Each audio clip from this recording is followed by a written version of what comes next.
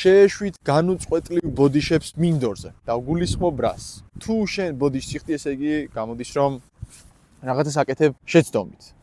რაღაცაში ხარ დამნაშავე. მაგრამ როდესაც შენ ცდილობ რომ გააკეთო კარგად და არ გამოგდის, დაშვებულ შეცდომაზე ბოდიშს არავინ არ იხდის. მე მინდა რომ მოგცე ზუსტი პასი შენ, მაგრამ არ გამომივიდა.